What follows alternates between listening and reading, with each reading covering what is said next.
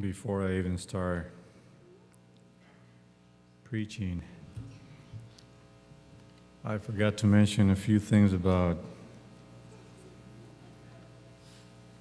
our lives, my wife and myself.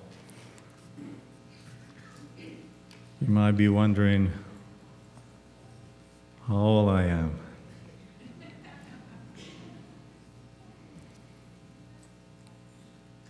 If you like numbers, I was born in 1982.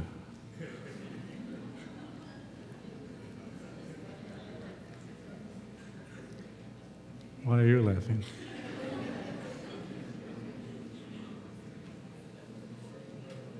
Thou shalt not lie on a Sabbath day.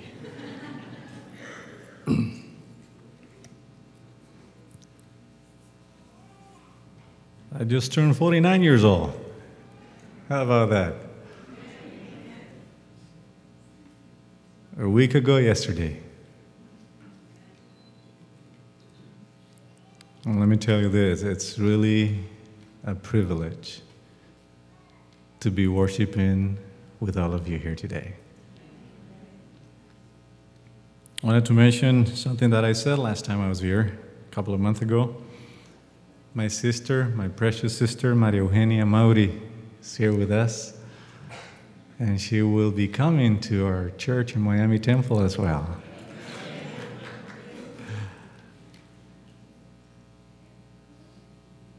And I found out that there's a few troublemakers in this church.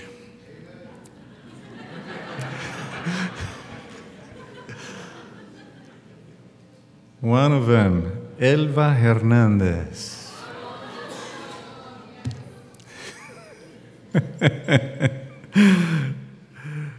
She's been so kind, so gracious, and so helpful. So I wanted to take the opportunity to thank you. She's been going out with us, helping us out to find a place to live, and we already did. So thanks, Elva.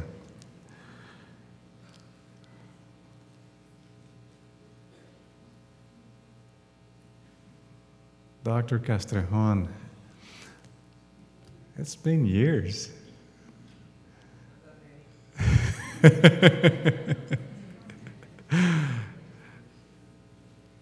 Dr. Castrejon and his wife, we met in Andrews University, for that matter. It's so good to be here together. Praise God. Thank you. Let us pray.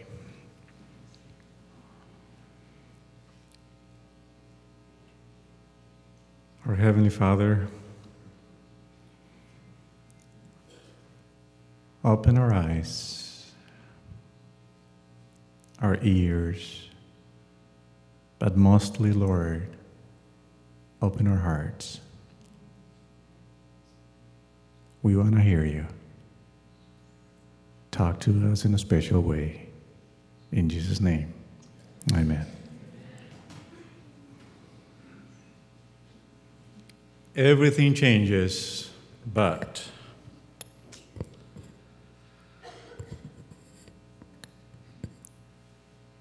you will have noticed that we live in a world where the rate of change is increasing exponentially. When you look at a map, you see geographical change. I remember when I was growing up, there was this place called the Soviet Union. Remember? Used to get talked about a lot. Doesn't exist anymore. New countries come and go. Technology changes. I read that 70% of our 4-year-olds have already used a computer by the time they're 4 years old.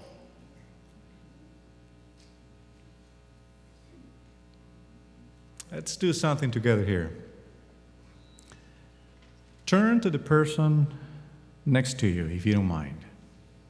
And guess what country, out of all the countries in the world, do you think it's ranked number 1 in broadband internet penetration? Turn to the person right next to you. Which country? Number one in the world in broadband internet penetration. The correct answer? Who said Canada? Jamaica? Japan? Japan? Getting closer now, getting closer. Okay, I heard it. You said China? China. Okay, anybody else? There you go. Who said Colombia? Okay, okay. The correct answer, the correct country, believe it or not, Bermuda. Bermuda. Did you all get that one right? You knew they had those great shorts? But who knew? USA, number 19. Japan, number 22. Huh. Everything keeps changing. In the time it took an infant to become adolescent, we all got cell phones, GPS, we all got iPads, TIVOs, you call it. Technology changes. But economy also changes. There was a time when people looked for steady jobs. After 40 years, what happened? Retirement, gold watch, pension, no more. I read this. U.S. Department of Labor estimates the average student will have 10 to 14 jobs by the age of 38. Did you hear that?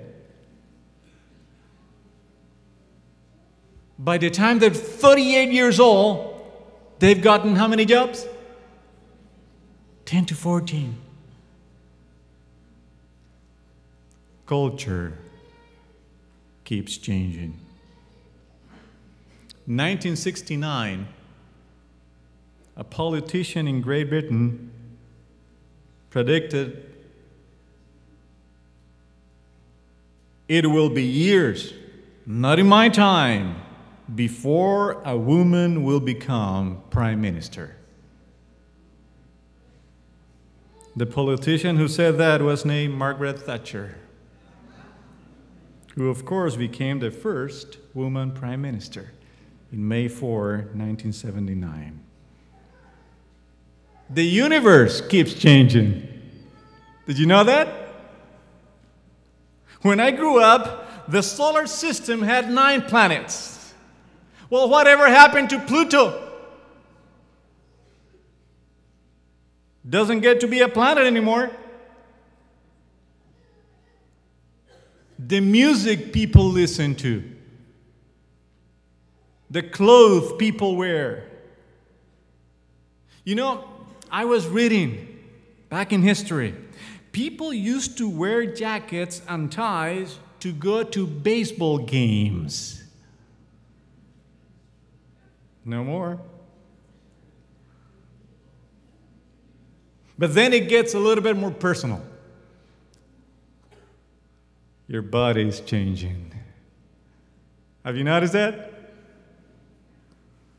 The number of hairs in your head, the number of wrinkles in your face, the number of neurons in your brain.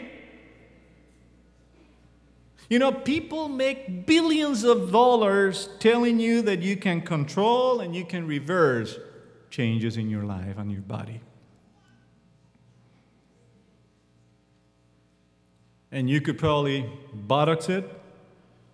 You can probably Rogaine it, liposuct it, moisturize it, pasteurizer. But it's still one-way street. Let me tell you, it's not just change. It's also decay. Sounds even worse. How do you cope with a changing world? What do we do in a world that keeps changing all the time? So this morning, we're going to, if nothing else, just get real clear about one thing. There is a few issues and a few things in life that must not and will not change. And the first one I'd like to talk about is the character of God never changes. What did I say? And that's really good news, isn't it? Ever been around a moody person? Have you? Call it child, parent, husband, wife. 1 minute, they're way up. The next minute, way down. Now, trying to figure out a moody person is really, really hard. Yesterday, I was reading the internet. Came across with this. I wanted to share with you. A woman wrote her husband accused her of being moody. And he actually bought her a mood ring. Do you remember mood rings? You put them on, and they change color. Based on your mood. So he bought her a mood ring and pressured his wife to wear it so he could tell what mood she was in. And this is what she wrote. We've discovered that when I'm in a good mood, it turns green. But when I'm in a bad mood, it leaves a big red mark on his forehead.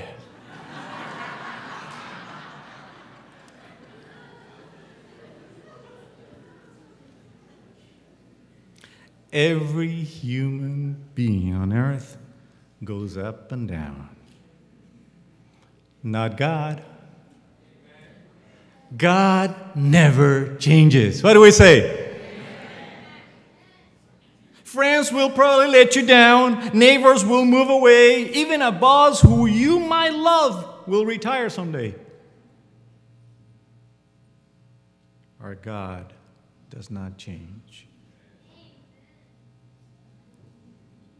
And this is from the book of James, chapter 1, verse 17, where it says, every good and perfect gift comes from God, with whom there is no variation or shadow of turning.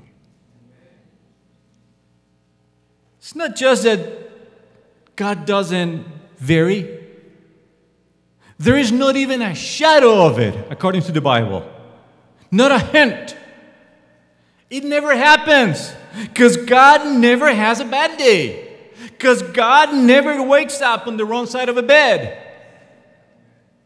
God never changes in a changing world. And God's holiness never changes, whether we like it or not. Let me tell you this, friends. God hates sin as much today as he hated it 4,000 years ago. Human standards fluctuate. What people think is right or wrong, or if they even think there is right or wrong, that goes up and down. It changes all the time, not with God. The prophet Malachi said a long time ago, I, the Lord, never change. My holiness never changes. My faithfulness never changes. And I say, praise God for that. We hear so much about the information age. And you know, the information age changes all the time. Doesn't it? Yeah. Let me read some numbers for you. 2006, there were 2.7 billion Google search for the whole year. In 2008, there were 31 billion Google search every month. In 2010, there were 2 million search every minute, 121 million every hour, 3 billion every day, and 88 billion search every month, which totals 1.05 trillion search in the year 2010. How about that?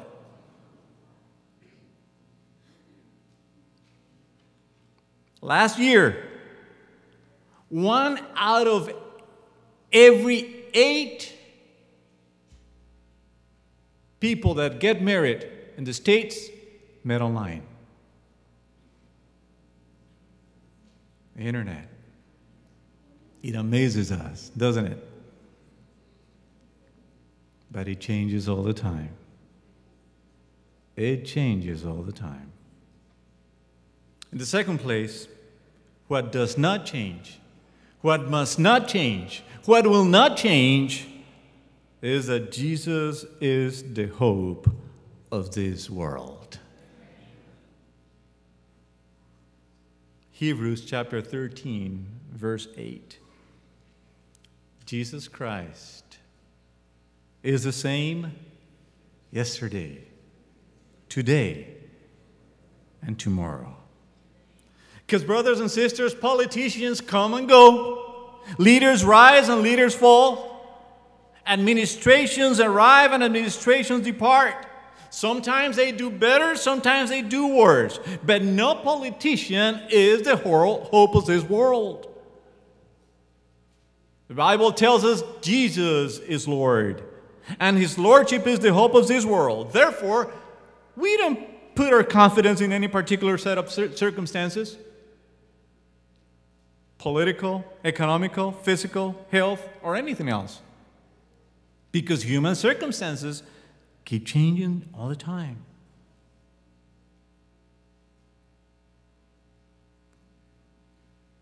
But the writers of the Scripture proclaim the truth. Jesus is Lord. Therefore, a Jesus church. Therefore, a Jesus person. Because Jesus is our hope. He is our leader. He is our Savior. He is our teacher. He is our guide. He is our forgiver. He is our friend. We have nothing else to offer, but we have Him. Jesus is the hope of this world.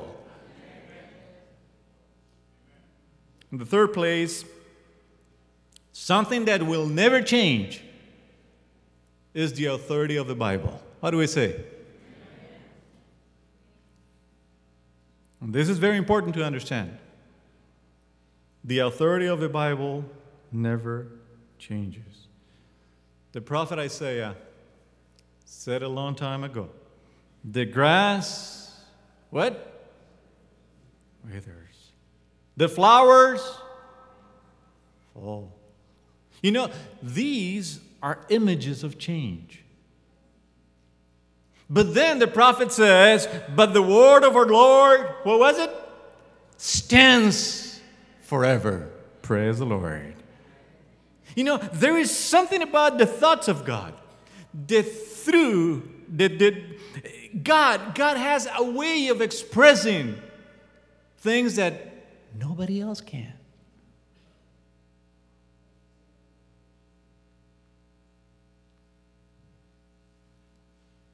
The authority of the Bible never changes. We've been bombarded with a lot of information. I think sometimes we have more facts than we know what to do with. And we don't even know what they mean. I read that every day, 3,000 books get published in the world. But the Bible, who's been written long, long time ago, it speaks to our existence, to the great questions of life, to why we're here and who God is, what God has done in history and through Jesus. The Bible speaks with a power and clarity and an influence that simply has no rival, does not. The Bible, when you take the Bible, you study the Bible, you share the Bible, it has a way of opening our eyes, convicting our souls, producing repentance, promising comfort, and offering guidance like no other book on this earth. The authority of the Bible never changes. One more thing that never changes.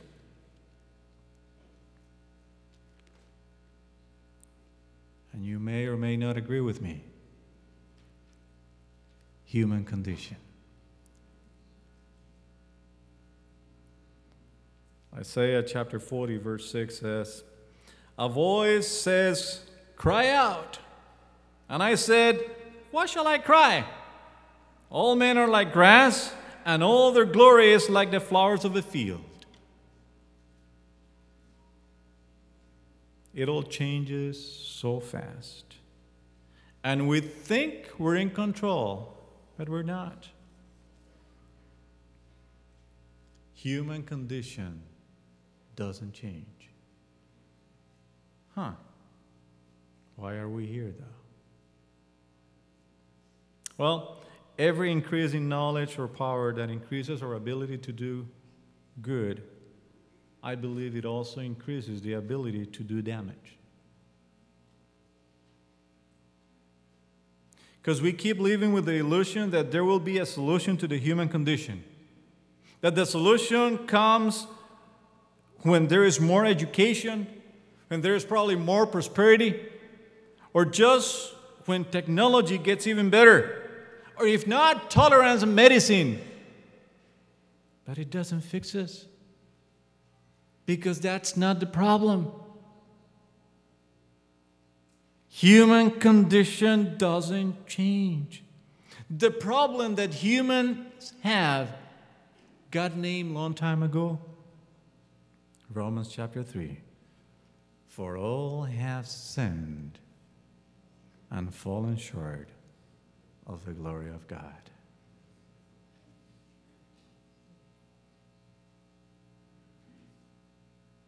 And friends, sin does not appear to be fading anytime soon. So that leads me to my last point.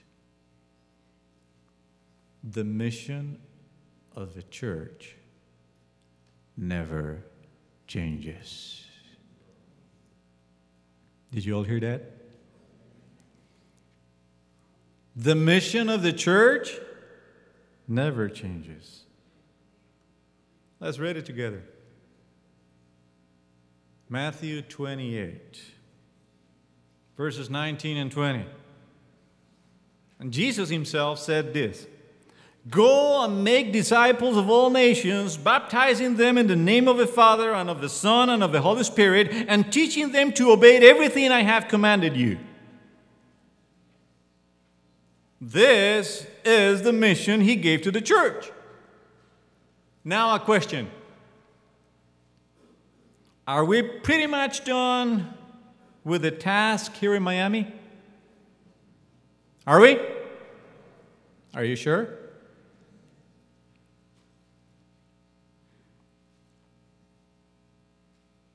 Have we pretty much finished? Because God gave the task many years ago. Are we like close to the finish line?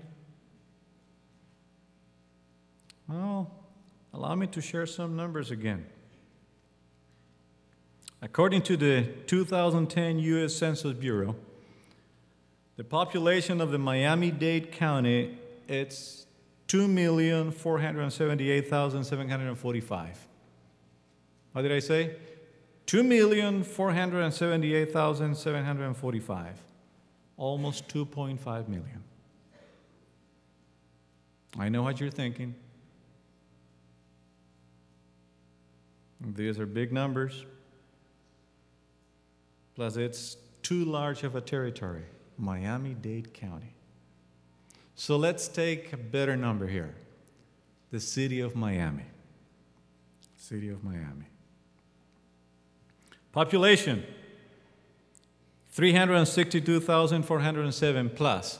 Why did I say plus? Because of the fact that these numbers are from the 2000 Census Bureau.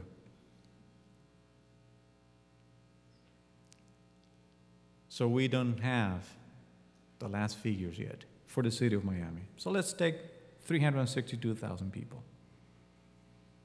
Still, numbers like that are hard to wrap our head around.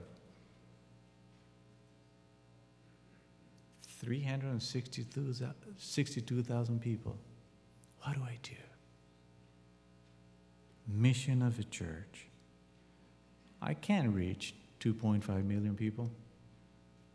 Neither can I reach 362,000 people. Let's be honest and let's be realistic. I can't even reach 1,000 people. Am I right or wrong? That's the way it goes, at least for me. That's the way it goes. So how do we do about it? Our mission is the same. The mission hasn't changed. Remember, we're not here for us. Jesus said, go and what? Make disciples and baptize them and teach them.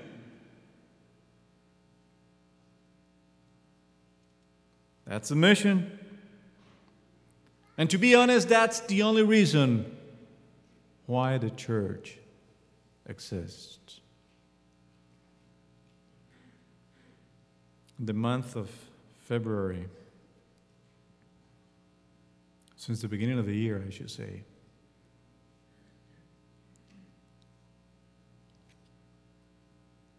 the Seventh Adventist Church have been talking about revival. And I love what I saw this morning, a place for revival. This is the Miami Temple Church.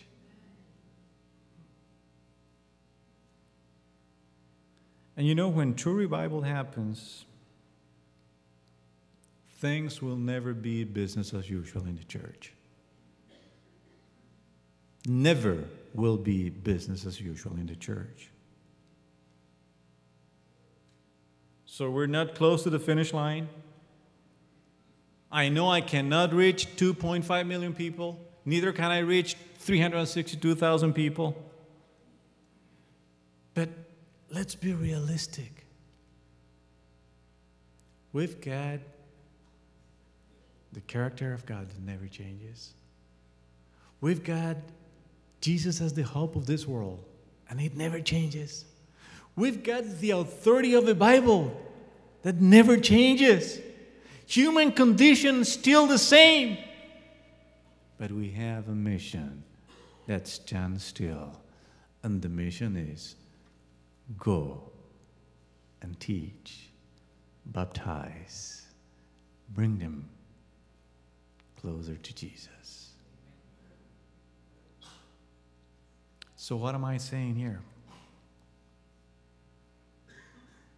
Even though numbers are too big,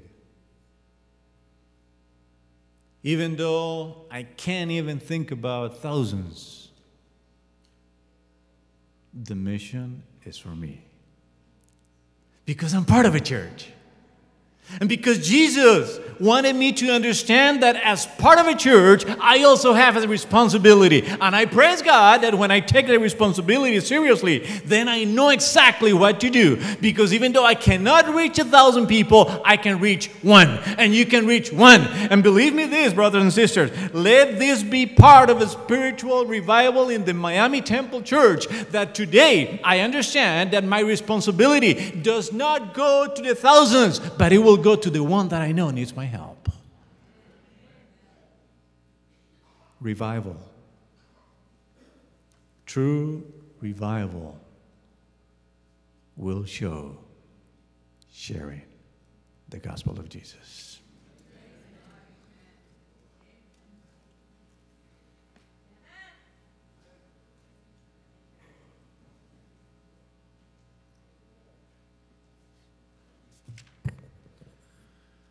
Will you stand with me as we sing together our closing hymn, number 341, To God Be the Glory.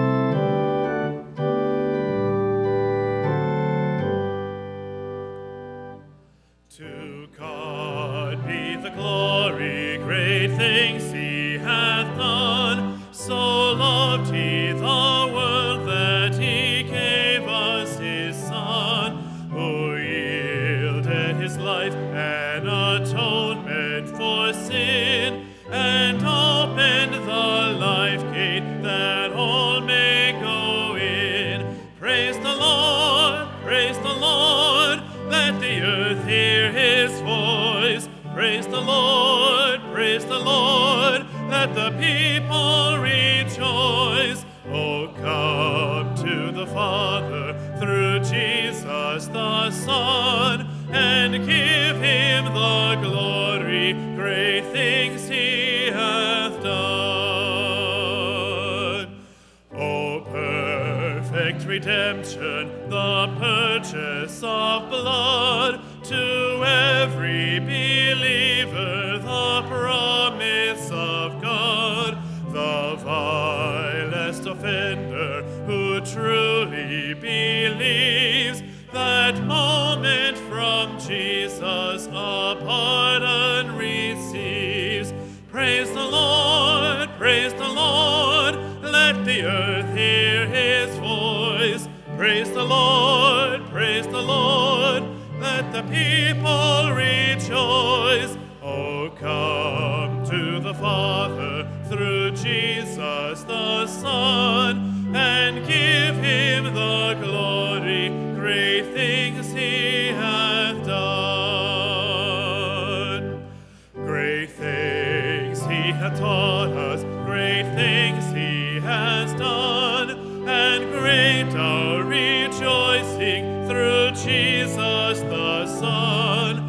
But purer and higher and greater will be our wonder, our transport, when Jesus we see. Praise the Lord, let the earth hear his voice. Praise the Lord, let the people rejoice. Oh, come to the Father through Jesus the Son, and give him the glory, great things he hath done.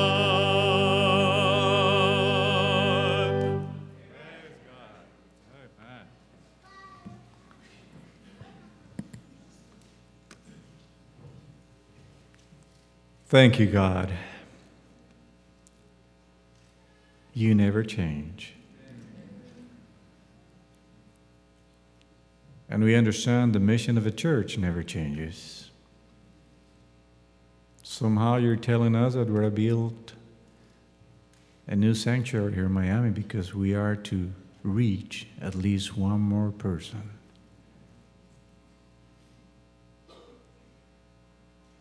Enable us to accomplish what you want us to.